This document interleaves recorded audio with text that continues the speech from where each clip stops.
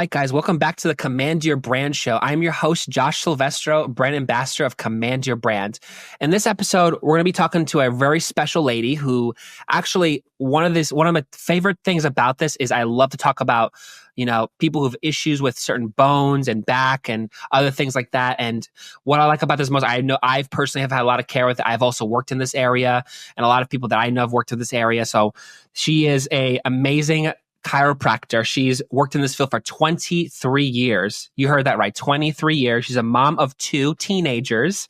She's the CEO of the Center for Health, and she's a wellness expert. So thank you for coming to the show, Dr. Claudia. Thank you so much for having me, Josh. I'm excited. Yeah, I'm really excited too. So I guess what we'll start off with, so for most of my audience here that I guess what would like to know, give us a little bit taste of who you are and just how you started in chiropractic care and how you started your company. So, well, as you mentioned, I've been practicing for 23 years. Yep, You heard me, 23 years. And I'm absolutely still in love with what I do. I believe strongly in the benefits of chiropractic, but this started when I was probably about 12 or 13 years old. I was a little bit of a tomboy and I was riding my skateboard and I had this brilliant idea of, attaching my skateboard to my sister's bike, and she was dragging me along. Well, we hit a rock and I fell and I hit my tailbone really, really hard. And I was in so much pain for so long that my parents didn't know what to do, but they had already been seeing chiropractors. And so my dad brilliantly said, well, you know what? Let me take her to see my chiropractor. Well, he did an assessment and he discovered that my sacrum was kind of misplaced and out of place. And that's why I was having trouble walking and in so much pain. So he put me in a side posture position. He gave me an adjustment. After he worked on everything. And it was like, oh my gosh, it was like a miracle for me. And I started walking again with a lot less pain. And it was from that moment that I decided, this is amazing. If I could help people deal with pain and aches and joint displacement, why not make this a lifelong mission? And that's exactly what I did. So ever since that moment. What do you think? Out of curiosity, what do you think people have trouble with the most? Like, what do you find when you take care of people that they have the most trouble in their bodies? You know what? Honestly, it's the 2 big ones. There's 2. So obviously low back and neck. So if you have low back pain, people feel debilitated because they feel like they can't do the activities of daily living. And then neck pain, it gives you headaches, it gives you migraines, you can't turn, you can't sleep. You know what? Having pain in your body is really awful. And if I can help, why not? So those are the 2 big ones. Interesting. And what I think is really cool is in chiropractic care is that it's so effective that you don't, and you kind of, it's interesting. Like I know some chiropractors that I have as close friends, they kind of look at people and they kind of go, oh yeah, this guy has got some really bad back issues. You see like the posture's all off. It's like really kind of funny. Like you just see this and you're like, yeah, she's just really off. She's probably in pain right now. Yeah.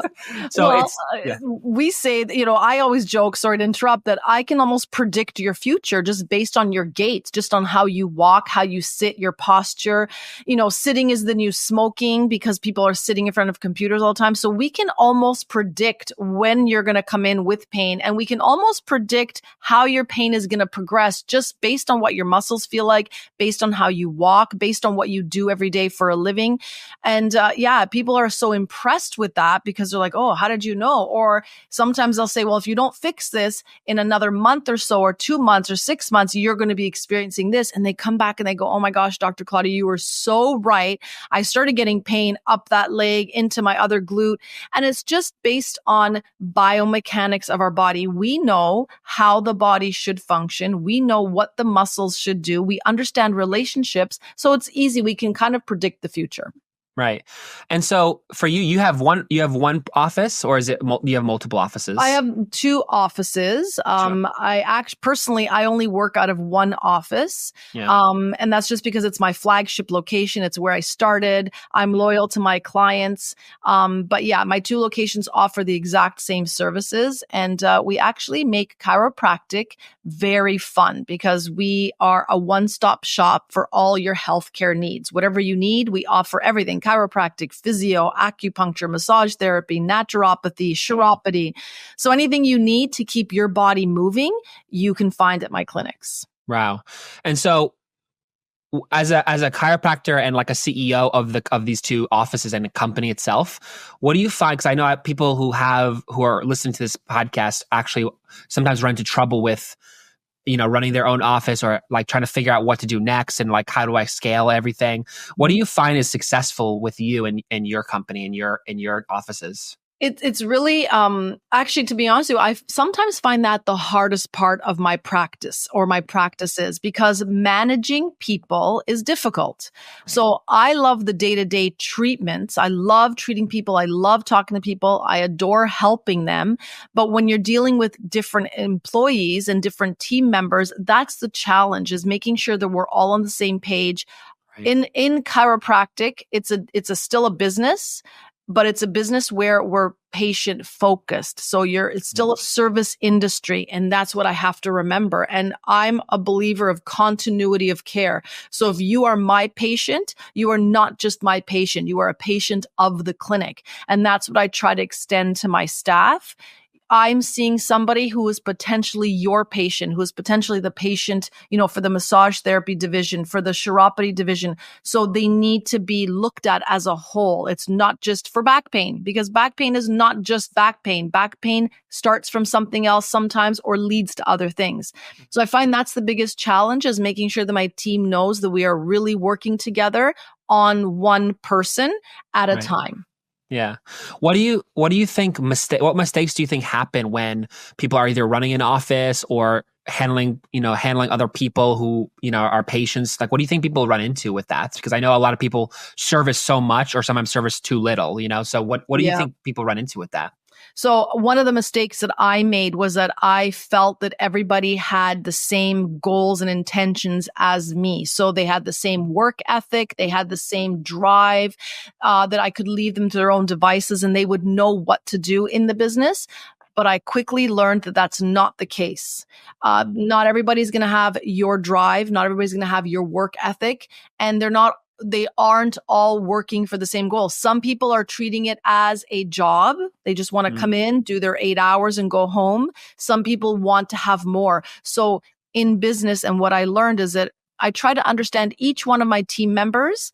I understand what their needs are, and we try to make it work within that. If they're a good employee, if they're adding benefit to your business, then they stay and you work and you mold them and you help them. If they're not going to kind of be compliant at all, then you have to move on and get somebody who's going to be a better fit. Right. I think that's interesting. So just so you know, like what I do in our business in terms of podcasting is we work with a lot of CEOs and founders and other people around the world on getting people on their shows. So, what you mentioned there was kind of like what their different needs and wants of like what they actually are looking for in a job. It's kind of interesting is because a lot of us, especially coming into it, may not know a lot about podcasting, because like here it's like kind of a new thing and we're like a new breed of things, that's happening. And it's interesting is that, it's really true what you were talking about. It's like they all kind of have different goals and what they want to do. So it's actually, and I found that, people who don't share the same goals as maybe what the CEO or founder does can definitely hurt or even like drive into a different direction in terms of running an office or a business or anything like that. Mm-hmm. That's true. Yeah. Because I know, especially I used to work at a dental office or a chiropractic office. And a lot of times when people were like, oh, I think we should do this, and kind of goes off different directions, the office doesn't really thrive because it's just not in the same, they don't have the same goals as the CEO does. You know what I mean? And the one thing that I do like to remind people who are either starting a business or have been in business for a number of years, as a business owner, we have a big responsibility. We employ people. We are, giving people a job so they can make money to live their life. It's a huge responsibility I take on. And I just want everybody to reap the benefits of it and to live in the same like space of gratitude for work, for a group that you have, that you're working together. I want it to be like a work family environment, not just a work environment, because we spend a lot of time together and it's a big responsibility. As an owner, I've taken on the risk. I've taken on, the responsibility of making sure the clients are happy, drawing clients to the business. That's a big responsibility. So it's important to appreciate your boss, for example. Absolutely. I definitely think so too. And, if my boss is listening, I'm letting him know I appreciate him. But, it's really cool because, I've been in different areas of life, and it's really interesting is that like you're actually given so much opportunities even when you're working for someone, because the CEO is actually putting his neck out for a lot of things, especially for you and for other people, because you own a business and you're trying to get a goal to happen. Mm-hmm. And people are like sometimes they don't know what to do, and they're kind of like they're sort of developing in their own area in what they're working at. So it's really cool that like people actually have a goal and they actually are achieving something that maybe they didn't even realize before. You know what I mean? Yeah, I agree with that. Mm-hmm. Have you ever had employees or like anyone that have worked for you have like, wow, I've actually developed more of interest in chiropractic care, or I really want to be a chiropractor or anything like that? Absolutely. We have a system. We have like a division in our practices where we take on a lot of students from universities, local universities, and it's a great opportunity for students to decide if this is a field they want to get into. Now you have to remember, because we have chiropractic, physiotherapy, acupuncture, we encourage them to learn every aspect of the practitioners. And a lot of times, like one of our new staff members was a summer student working for us, probably like 10 years ago, and is now our at my location, our fourth chiropractor. Wow. So he just developed the concrete, a desire. Like he knew he wanted to be a chiropractor after working with us, and we helped coach him and mold him. And now he's working with us and he's loving it, and he's a huge success. All of our patients love him. Wow. And he's also familiar in the neighborhood, in the community. So yeah, for sure. Yeah. And it's cool because, I've helped a lot of chiropractors with a lot of different, like just with marketing or with, getting them patients and things like that. What do you find that chiropractors should know, but maybe don't know, and maybe they should know when either they're practicing or when they're actually starting to become a chiropractor? What do you think?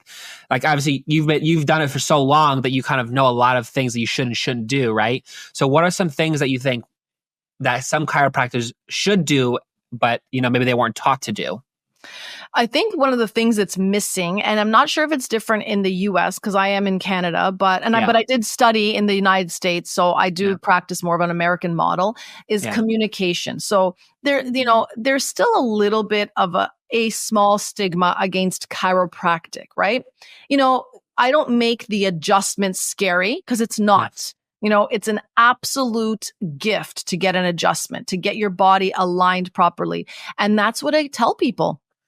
I don't talk about it I think chiropractors need to be communicating better, need to be explaining what it is that we do, what are the end results, what's the end goal, communicating on the adjustment. It's not something that you should be fearing. It's something that you should be welcoming and just enjoying reaping the benefits of it. So communication, I think, is key. We need to communicate better with our patients, for sure. Right. Yeah, I totally agree with you, because I think what's interesting is I found when there's lack of communication in anything, even with other employees or even just, clients of ours, it's just you don't get what you want and the person doesn't get what he wants. And then he kind of feels upset because there's this little like blockage of like, how can I talk to you? Or how come I can't talk to you? You know what I mean? So I find that's super important, just to actually communicate and really tell you what you think. Because sometimes I've had a lot of people who are doctors and just, patients who don't listen to doctors or chiropractors, where they are told something and they don't do it. I'm sure you've had that a couple times, right? Where they just say something, you need to do this, or something's going to happen to you. And they're like, oh, no, I'll be fine. Or they say, oh, yeah, I'll do it. But then they end up not doing it, which I'm sure you've had before, right? Oh, every day. So I guess, like, have you ever had patients or like, even I wouldn't say employees, but more like patients where like you told them to do something and like they kind of just don't do it?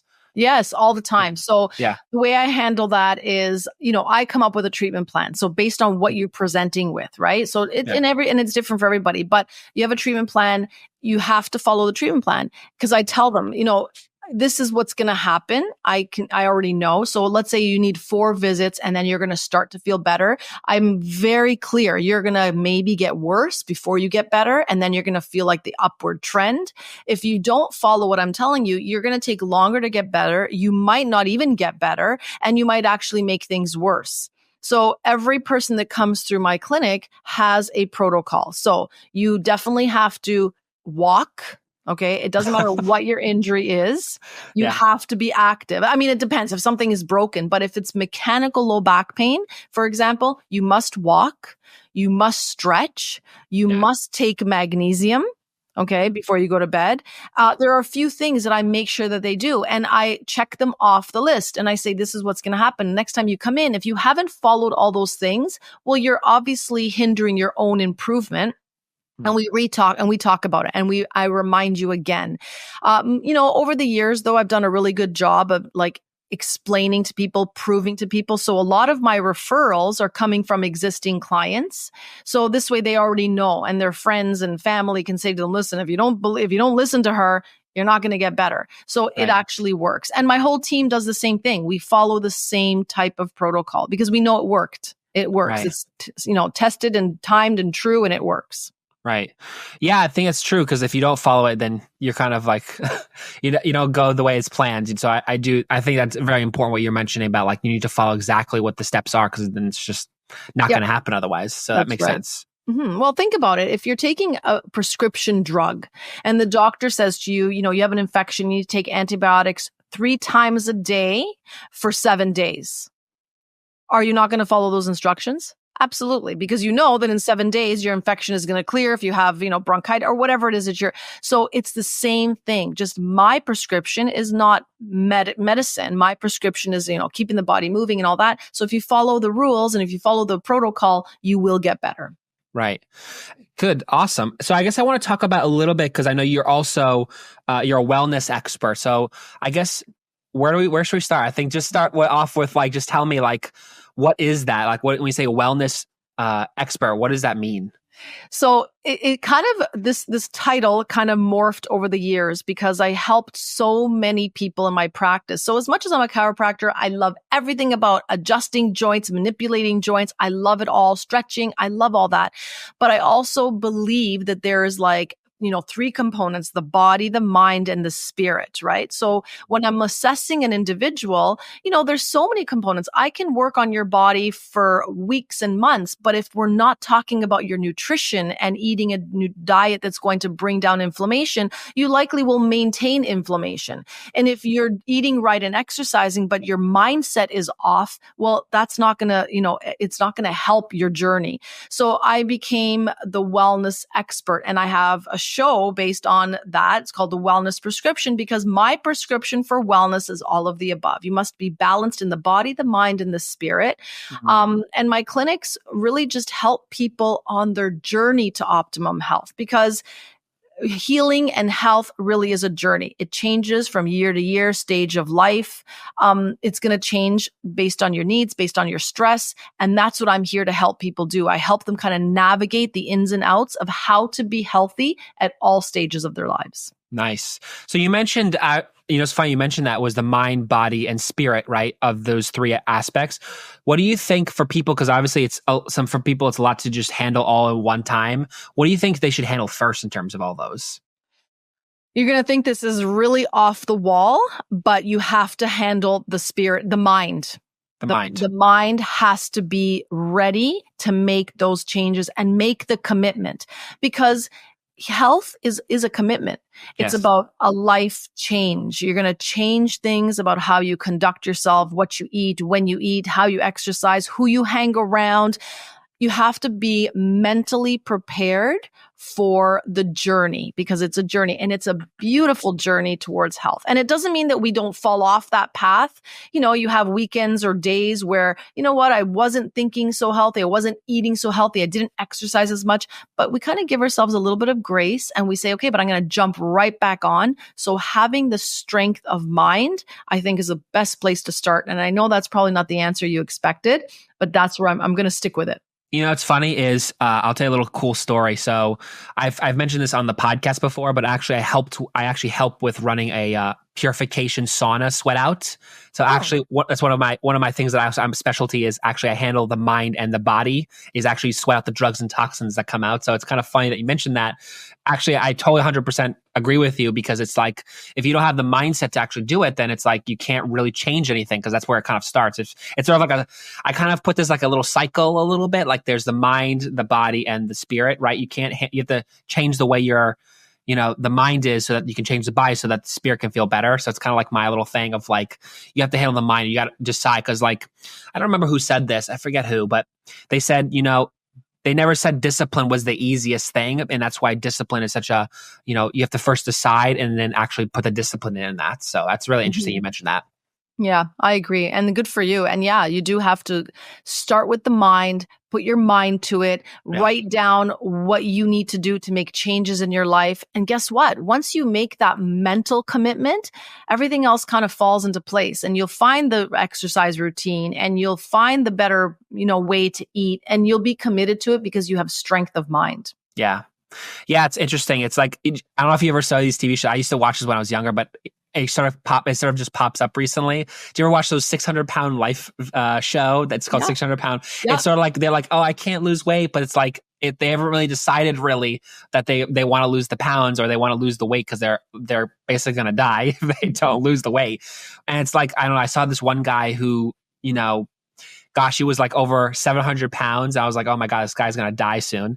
And then he just decided mentally, was just like, I can't do this. I'm literally going to be dead in a month. So I have to change it now. So like in like a 6-year period, he like lost 400 or 500 pounds. He looks really good. He just has like whatever, those flabby skins or whatever. But like he looks actually really good and looks really healthy. He goes to the gym every day. You know what I mean? So that's very interesting that you pointed that out about that. So I really appreciate that actually. Mm-hmm. Oh, thank you. Yeah. So I guess like, what do you think people should do like in terms of being healthy, even as, people who are CEOs and founders, especially, and because we're always working so hard, we're always trying to build our business, sometimes we're working 13, 14, 15-hour days, you know what I mean? So like, what do you think people should do in order to take care of their body better? So I tell everybody the easiest thing to do and the, least expensive thing to do and the, more accessible thing to do is just walk. If you can do nothing else and you don't have time to join a gym or, go to fitness class because it doesn't fit into your schedule, just walk. So whether you're walking outside, whether you have a treadmill that you're going to walk on, start by walking half an hour every single day. And I'm telling you now, I work long hours. I have a busy life and I find time like everybody else. I'm no different than the next person, but I still find time every day to walk for half an hour. Now that I've made it, I make time for my exercise, but half an hour is doable. You can find half an hour every single day to go for a walk.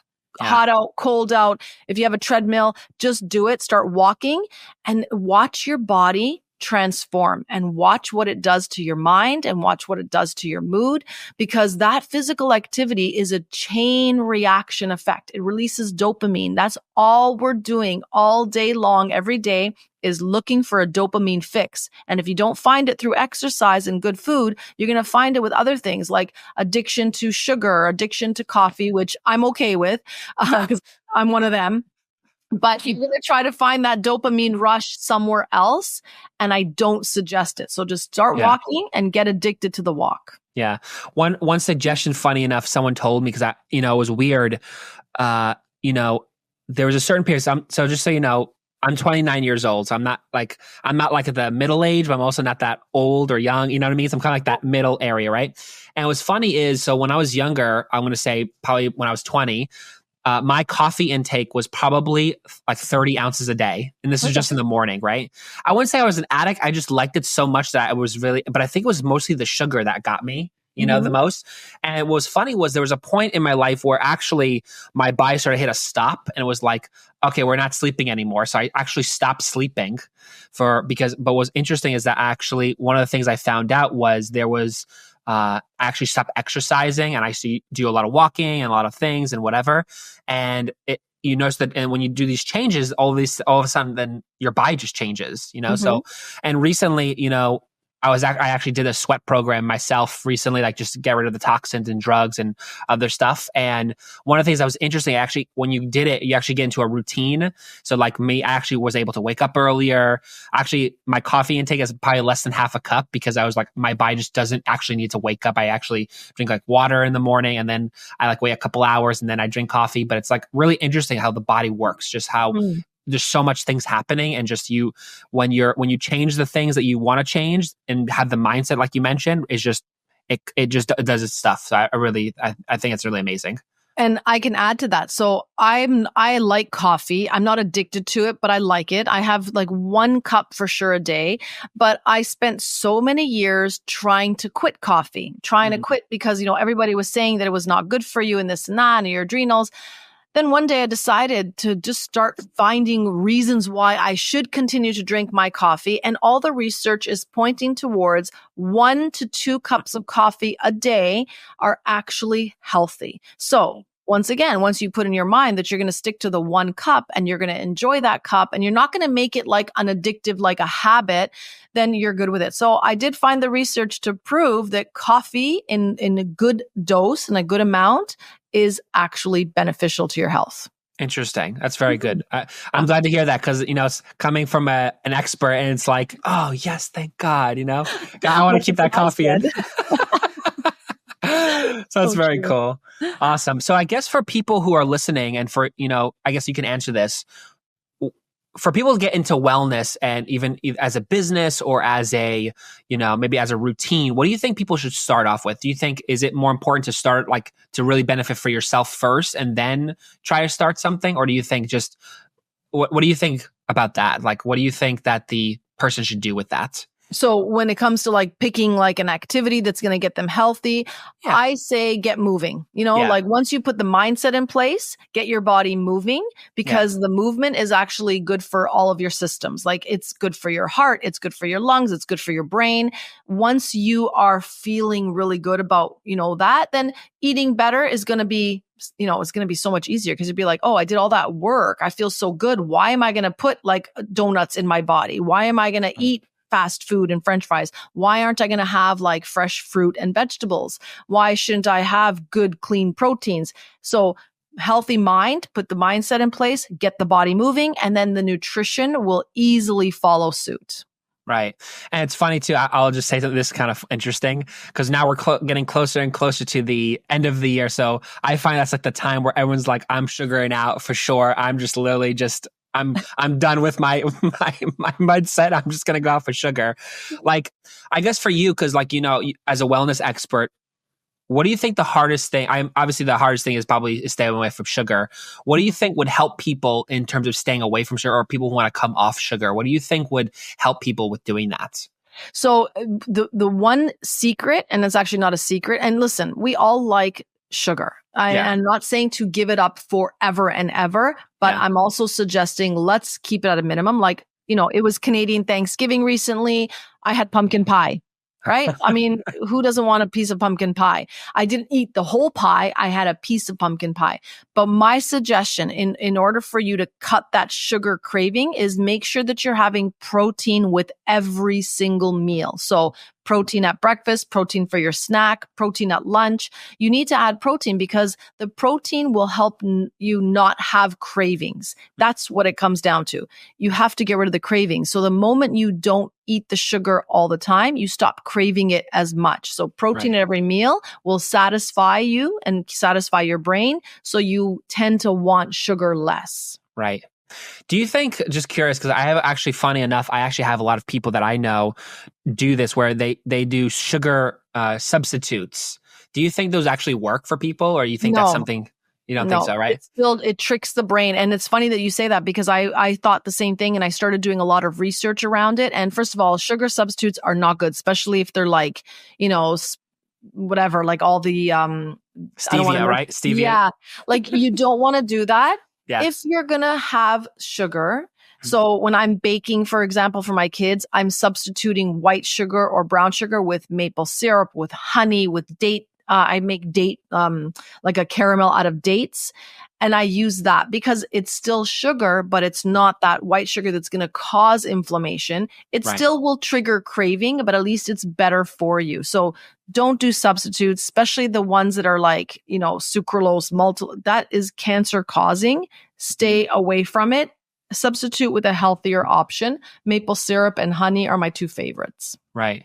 So as a wellness expert, what do you think, like, do you have your own like meal planning type things, or like what people should eat and what they shouldn't eat in terms of staying healthy? Or is that like, you think that's on an individual basis?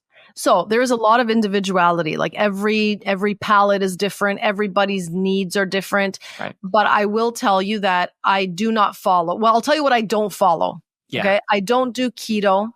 I don't do, no carb. I follow a Mediterranean diet, and I recommend all of my clients do the same thing. So in my clinics, my two naturopaths in my one clinic where I work out of, my naturopaths both put people on the Mediterranean diet, where they provide recipes and meal planning, because it's an anti-inflammatory diet, right? And that's our goal, is we want our bodies to be less inflamed. And the simple way to start doing that is to avoid processed food. Right. So anything that it comes in a package, I don't recommend. So the Mediterranean diet is just wholesome foods. You're still eating all the good stuff. You're just getting rid of all the bad stuff. So processed foods, high sugar, fructose, all of that, you don't need it.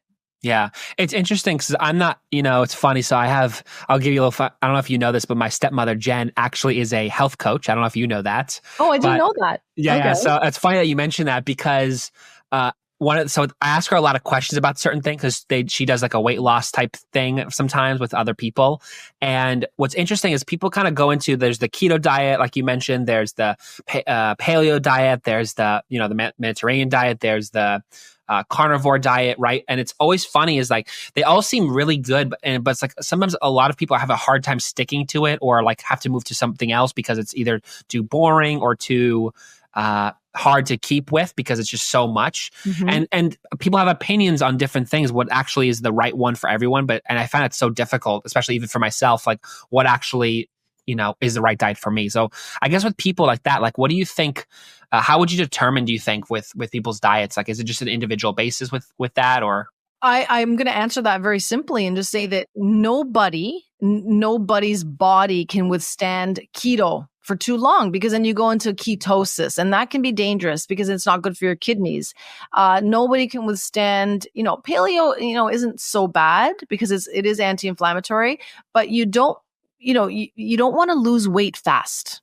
That's just the key. You don't want to lose 30 pounds in a month, because it's just that's equally hard on your body. And that's why my favorite diet for every person, whether you're diabetic, whether or pre-diabetic, or whether you have, is the Mediterranean diet, because it's full of nutrition, right? Yeah. You're getting a full spectrum nutrition, lots of vegetables, lots of, enough fruit, good protein.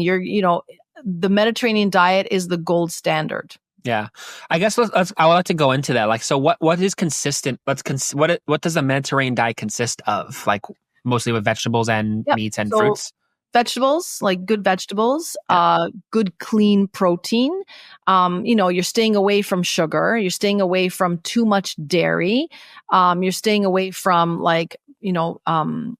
gluten. Right? You're going to stay away from gluten, the white flour, and you're going to have whole grains like quinoa. You're going to do, a little bit of rice. That's a good carb. You need a little bit of carb. Your body needs to have carb. So rice is a good option. You're going to have lots of vegetables, like good clean vegetables, salads. Mediterranean diet will allow you to have oatmeal. There's nothing wrong with some oatmeal as long as you combine it with some protein and berries. So basically that's what it is. It's just getting rid of all the stuff that we don't need, that adds no nutritional value to you. Like, you don't need to have white sugar by the pounds. You don't. There's not going to do any benefit for you. So sticking to the proteins, lots of fish, lots of turkey, a little bit of red meat is not the end of the world as long as you can, handle it. So I would stick to a mostly Mediterranean diet for sure. Interesting.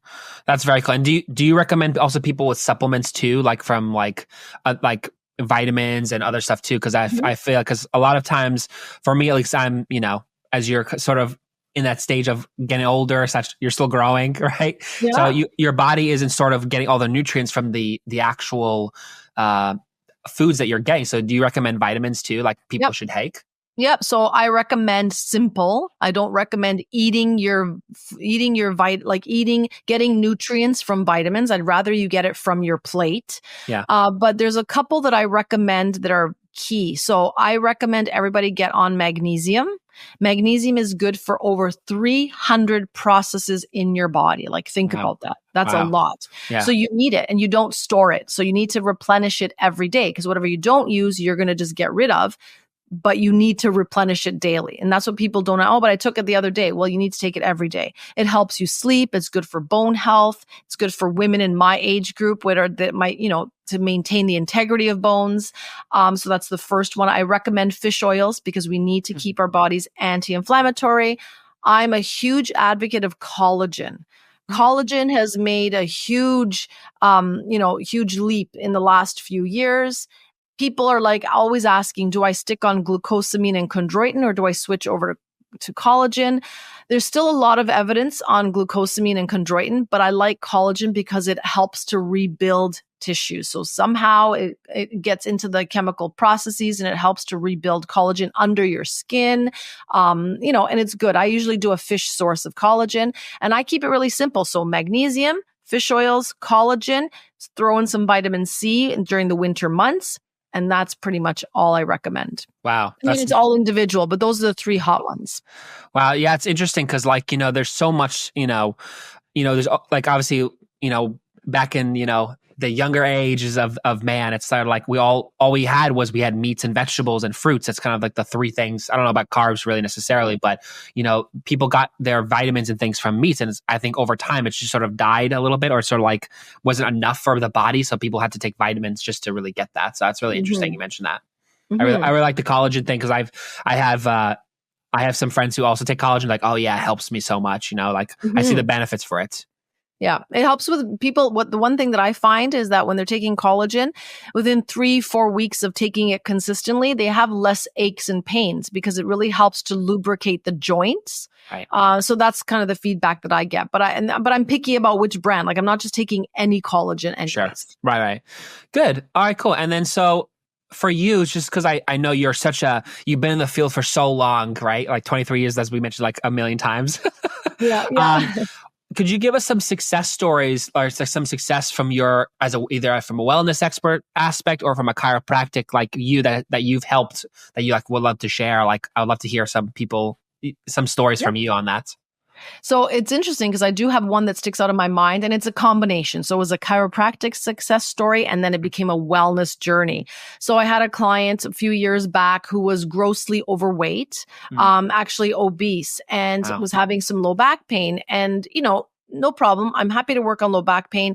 It was hard because, he was a very large individual, and it was hard to get him to move on the table. And I was able to get adjustments out of him, which he absolutely adored, but he kept having low back pain. So I had to have the hard conversation with him and say, listen, 90% of your low back pain is coming from the fact that you are overweight, and you are never going to relax those muscles because you're asking them to work way too hard. There's no way.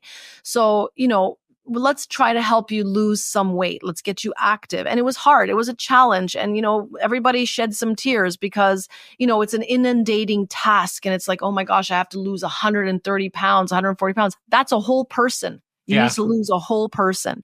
So I understood that. And I had the compassion, the empathy to help him through this. And we made it a team effort. And all I did was say, I need you to walk every day. Start with walking every day. Just walk 30 minutes. And guess what? He did it. It was painful. The back hurt, the knees hurt, the feet hurt. Well, of course, you're carrying an extra person on you. So slowly, right? And now it's funny to say, but it's exactly what it was. Yeah. And then slowly we got him to eat better and have an anti-inflammatory diet. Well, we're talking like, let's say, I think now it's about 6 years later, and it took him a couple of years, but he actually lost 130 pounds. Wow. Plays pickleball, and tennis, walks and jogs a little bit, walks every day, has a super active lifestyle, has control over his mind now, where food is not controlling him. He's controlling the food, and is a committed client, sees me every month for the last number of years because I believe in a maintenance program. And he's thriving and doing amazing. And it's such a heartwarming story because I watched his life transform from misery to pain to depression to this thriving human being who's really just enjoying, the gift of movement. And it's a real pleasure. And it was a real blessing to watch this and to help him through it. Wow. That's awesome. I really love those stories, like when they just transform and just like you kind of feel like, I don't think you feel, but they feel like they're kind of hopeless. Like there's no way they're going to get this way. It's like not happening. But then all of a sudden you're like, the guy changes and he really makes an effort to do it. And it's like, wow, he's like a totally different person, like basically the mind, body, and spirit all working together, so it's very, very, it's also very inspiring for others too. I think when they see that, they're like, oh, wow, things actually can change for people. Like, oh, like it's sort of like, wow, this guy was really heavy. Imagine if I was like a skinny person. I'm like, oh, I'm trying to lose 20 pounds. And I'm like, but you don't have anything to lose. Yeah. And when you hear a story like that, you have to lose a whole person. Losing 20 pounds seems like not even a feat. It seems like it's something you can do easily. You can put your mind to it. Right. And I like to encourage people who are at that point. I just say, let's not focus on the weight. Let's focus on the health. Right? Because if you're focusing on being healthy, the weight is going to come off because you're eating better, you're moving better. The weight, 20 pounds, is going to fall off of you when you're doing all those things correctly. Yeah. What do you think, I was going to ask this and I just kind of remembered it. What do you think the key is to having that mindset? Like just like actually just keep it going and like actually doing it. So like, I know for some people have a hard time of just keep like, they'll do it. Like, like people do like a New Year's resolution. Oh yeah, I'll do it. And it's like 2 months later, they fail at it and like, I'm giving up. How do you keep people from actually just keeping that mindset, just keeping it going? Like, what do you do with that? So it's two things that I always recommend. And I do this myself. So the first thing is when you are in front of a buffet, for example, we all go, first of all, when you get hungry, that's the problem, is you just want to eat anything. So I'm all about the meal prepping, number one. But me too. Think about what you're doing to your body. I actually think about my poor liver. I think about my poor heart. I think about my poor stomach having to digest something that is processed and fried with saturated fat. I actually think about that. And I think about the fact that I love myself that much to take care of myself. So if you have a child, for example, are you going to feed that child horrible food? No, your main goal is to give that child nutritious food. Well, treat yourself the same way. So think about what you're putting in your body, what you're doing to it. So for example, let's go back to my pumpkin pie, my favorite dessert. I had a piece of it, so I was satisfied. So I had the flavors, I had just enough. And I just moved on from it. And guess what? I walk away from the pie because the pie is going to call me. The pie is going to say, let's have another piece because now I triggered it. But now I just walk away from it and I'm satisfied. Oh, I had it. My body's happy. My body's not working too hard. My organs are not going to be overstressed. So that's the number one thing that I do is I tell my body, what am I doing by eating horribly? Let's replace that with something that's going to make my body happy, right? I think about it in those terms. The second thing is the meal prepping. Like, honestly, I always have ready to go food so that this way I'm not scrambling to find healthy things. Right. That's so cool. I think, I love to cook. Like one of my favorite hobbies is cooking. And, I make myself and my fiance, we make like this chicken dishes. We do like vegetables, some carbs sometimes. And I'm very good at steak and burgers. And like each time I'm doing it, I'm always getting better and better at it. But it's like, I actually love the prep time because I like everything out and I just like everything there. It's just like my favorite things are eggs. I don't know, your take on eggs, but like I love, no matter what kind of eggs they are, even if they're mixed with other things, I just love eggs. Like just like mixing, I make these, like these special scrambled eggs. I make fried eggs. I make like, I don't know if we have my mom used to taught me this called Moon Over Miami, which I think over in Canada is probably something different. It's like where they make a little bread and I put like a hole in the middle and like they put egg in it. They call it something everywhere calls it somewhere different, but here my mom taught me it was Moon Over Miami. They call it. Here we call it egg in the hole. Egg in the hole. Yeah. I do that all the time. Yeah. And Yeah. eggs are a great source of protein. It's a good way to start your day. It's a good way to end the day. So if I'm desperate and I have nothing else, I just make a couple of eggs for dinner. Right. Like nothing wrong with some protein for dinner. So meal prepping and just understanding how you're impacting your body by your nutrition. So if you're going to eat something horrible, just know that you're stressing out your body and just maybe have a smaller portion. Yeah. Awesome. Well, I really thank you and really appreciate you coming on the show and really like taking the time to answer a lot of questions and really, diving into a lot of these things about nutrition and chiropractic care and all of that other stuff. Before we end, I would like to I think our audience would like to know, where can people find you? Where can people reach out to you or even your team? Like, how can they get to know you better? Well, first of all, thank you so much for having me on. It was a real blast. I love talking about wellness. Yeah. If anybody wants to find me or reach out to me, my website is www.claudiamachiella.com. Mm-hmm. I'm also on social media on Instagram. My handle is Claudia_Machiella. If you want to reach my office, the website is chrehab.ca. DMing me is fine if you have any questions, but otherwise, thank you so much for the time, Josh. I really appreciated it. Yeah, of course. And thank you for taking the time out of your day. Obviously you're a very busy lady. You took 45 minutes just to talk to me. So I really appreciate it. And for you guys, if you guys like this stuff, please like and subscribe to this channel. And, of course, listen to the next podcast and listen to this one. We thank you guys for just, overall participating in this. And of course, if you want to reach out to her, you can. And you can definitely check us out at commandyourbrand.com. If you want to get more podcasts or anything like that, you can definitely reach out to us. All right. And thank you so much, Claudia, for joining us. And we'll see you guys next time.